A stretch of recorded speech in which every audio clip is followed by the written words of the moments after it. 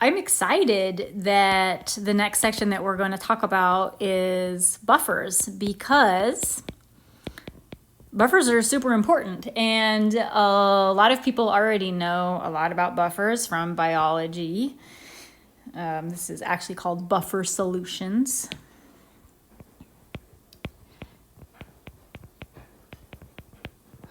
And in general, it's a pretty fun topic. So even though I know that most of you probably already know what a buffer is, I'm going to start with a chemist's definition of a buffer. A buffer is a solution. Chemists, because we don't deal with like bodies and stuff like that. We're talking about like literally a solution that we've made in the lab. We're not talking about like a biochemistry situation. This is a solution that consists of a conjugate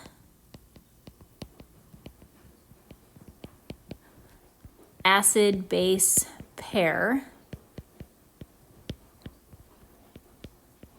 So it's an acid with its conjugate base, or a base with its conjugate acid. And the conjugate acid-base pair, these are, let's see, how can I squeeze this in? The acid and the base must be weak acids and weak bases. So it can't be one of our 6 or 7 strong acids, and it can't be one of the strong bases. It has to be a weak acid and a weak base, conjugates of each other. And the purpose of a buffer, the job of a buffer, is that it resists changes in its pH. So we make a buffer that has a particular pH, and then kind of no matter what we do to that solution, we can add other stuff to it, subject it to a variety of different types of stresses. It's going to hold that same pH, which is kind of magical. Let's take a look at how that actually works, like how it's able to resist pH changes. And the example that I'm going to use, the buffer system is what we call it, is acetic acid, which is CH3COOH, and its conjugate base, acetate, CH3COO-. This makes a really good buffer for chemistry. The equation, the relationship, if you want to think about it like that, between acetic acid and acetate, when they are in water, the relationship looks like this. So this is going to look really familiar to you. This is just a standard put an acid into water and let it react type of a thing. And this is our acid, and this is its conjugate base. And I'm not going to worry about classifying the H2O and the H3O plus because they're not important. And so to make this particular buffer, you would literally just dissolve the acetic acid in water, and you would also, we're going to talk about this, you would want to add a little bit extra of the acetate to kind of increase its concentration. But basically, you just want a mixture of these things together and let them exist in equilibrium. And remember, when it's existing in equilibrium, it is reacting in the forward direction and simultaneously reacting in the reverse direction at the exact same rate, just doing its thing, minding its own business. And so you can have this solution, and you can come along and you could add some base to it. So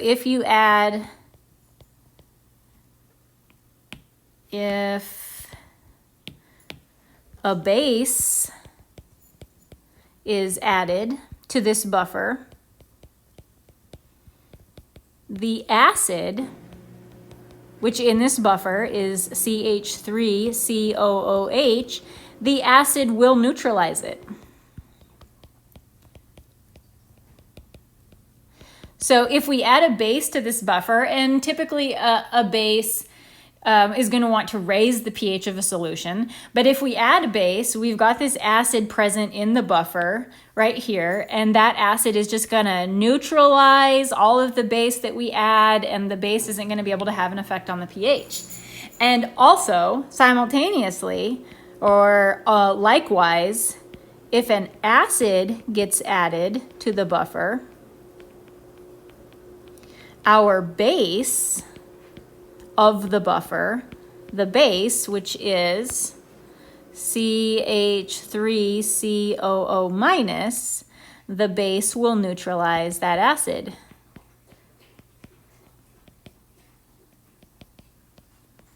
So this buffer is able to handle anything you throw at it. If you throw some acid at it, then the conjugate base is going to neutralize that acid. If you throw some base at it, our acid is going to neutralize the base. No matter what happens, it's ready. It can handle anything. Let's look at what happens. So let's look at, let's say that we put a base into our buffer to see what would happen. So if we add a base to the buffer, we said that the acid will neutralize that base. So if we add a base, let's say the base we're going to add is like NaOH, some hydroxide ion in there. Let me just actually write NaOH. If we add NaOH, it is going to react with the buffer's acid, CH3COOH, and it's going to do a full-on acid-base neutralization reaction, and that is going to produce CH3COO, Na, and water. This is just an ionic compound, CH3COO minus and Na plus. And so if we add base, like NaOH, to our buffer and it reacts with the acid, it is going to be producing water, which is already present. It's going to be producing CH3COO minus, which is also already present, and it's going to be producing a spectator ion, which doesn't do anything at all. So the base that we add can be neutralized, and the neutralization is going to create products that are already present in the buffer and won't have any effect on the buffer overall. It's going to temporarily disrupt its equilibrium following Le Chatelier's principle, but as you know, the equilibrium is going to reestablish itself and it's going to be fine. So let's think about the other possible scenario. What if we added an acid?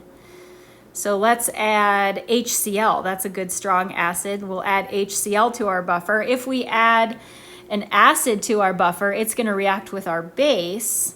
So that's going to react with CH3COO minus, and that is going to produce CH3COOH and Cl minus. So again, in this neutralization reaction, what we're producing, CH3COOH, is already present in the buffer.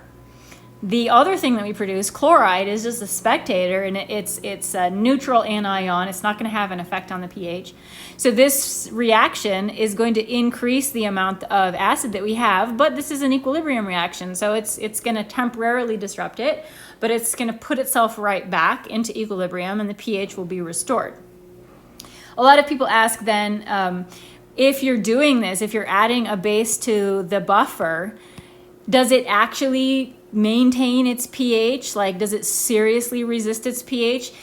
When you add a base to the buffer, you will see a slight change in the pH as that base is first introduced and this neutralization reaction starts, but very, very quickly the buffer restores itself and it brings itself back to the original pH. So if you're watching it really carefully with a pH probe, you can see the pH fluctuating a tiny bit, but within seconds, it's right back to the regular pH, right back to where it's supposed to be. So what we want to be able to do as scientists, we want to be able to make buffers as needed, and we want to be able to pick out appropriate combinations of acids and conjugate bases to make buffers. And so what I'm going to do now is give you a list of combinations, pairs of chemicals, and ask you which of these are buffers. So for example, like if I mixed HCN with KCN, would that be a buffer, yes or no? And so when you're looking at these pairs of chemicals and trying to decide if they're buffers or not, the very first thing that you should ask yourself is, do I have a strong acid? Do I have a strong base? Because buffers cannot be made from strong acids or strong bases. Buffers need to exist in equilibrium, and strong acids and strong bases don't exist in equilibrium. So if we have a strong acid or a strong base present in the pair, then there's no possible way that it's a buffer. So then that's just a straight up no. For this particular pair, neither one of these are a strong acid or a strong base, so we've passed the first test. The second thing that we need to ask ourselves is, are these conjugates of each other? Are these conjugates? Sometimes it's hard, especially for 163 students, sometimes it's hard to look at two and decide if they're conjugates of each other. So another thing that you could look for is, do they have a common ion?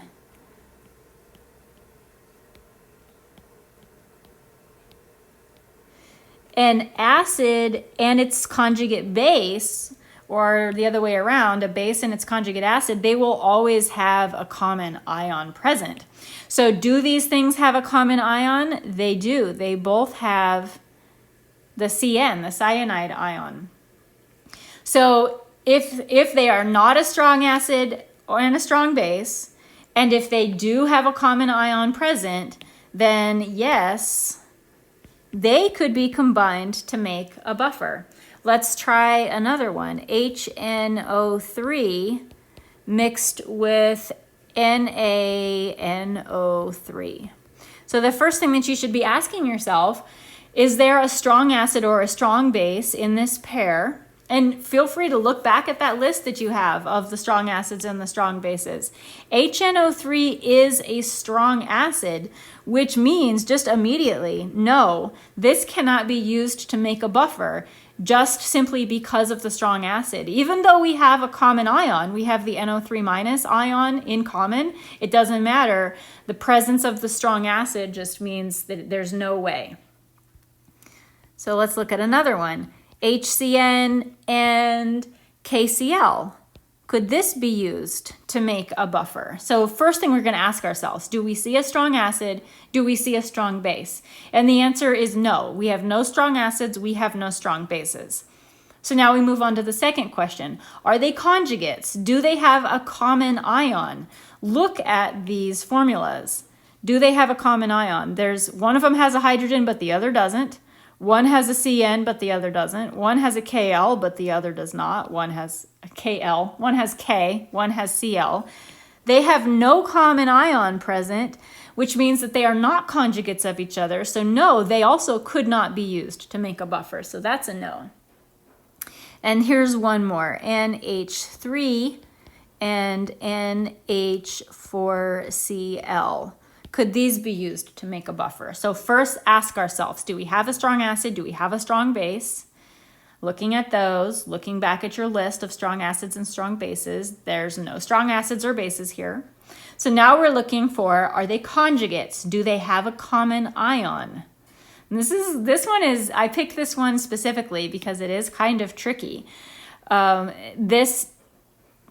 These don't have a common ion, but they both have NH3. And so, one has a nitrogen with at least 3 hydrogens in it. So these are, yes, conjugates of each other. NH3 and NH4 plus are conjugates.